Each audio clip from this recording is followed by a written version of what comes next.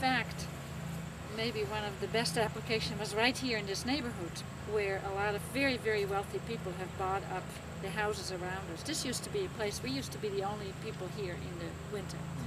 And as people bought up these houses, they started to put fences around them and demarcate their property boundaries, which there didn't exist before. You know, it was all one flowing over in the other.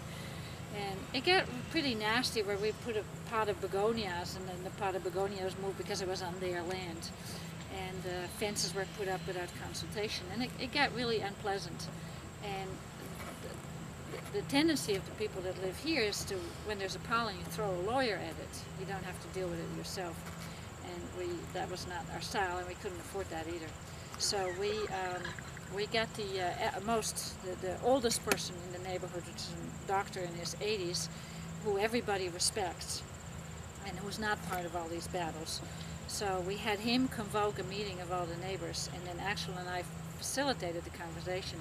And we started off talking about what is so special about this place. Why do we like this place? And what that brought back is, memories of grandparents. Everybody has some connection with this place for some time, even though they may be newcomers, but it was grandparents or it was parents. And so listening to those stories, it became clear that this is a whole, this area is a whole that happened to be cut up in pieces with fences and all of that. And it really changed the conversation, which had been a very conflict, polarized, legal, this is mine, that's thine, and I paid a lot of money for this, and so I'm going to put a fence here. So that shifted a little bit. It didn't solve the problem because they were still throwing lawyers at things, or buying large trees so they didn't have to see each other's houses. And I think now that our accident has added another element to this, which was all about coming to the rescue of people, and so the conversation now has completely changed.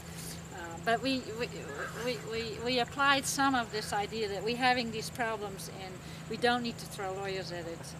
The solution is in our midst, and as long as we keep in mind why we love this place so much, I think we can come up with a solution. And that's a solution that will work for everybody. And so I think we sort of put the seeds in the ground there. And we never had a second conversation, but now we're in a different place with them anyways. Our relationships has changed because of it.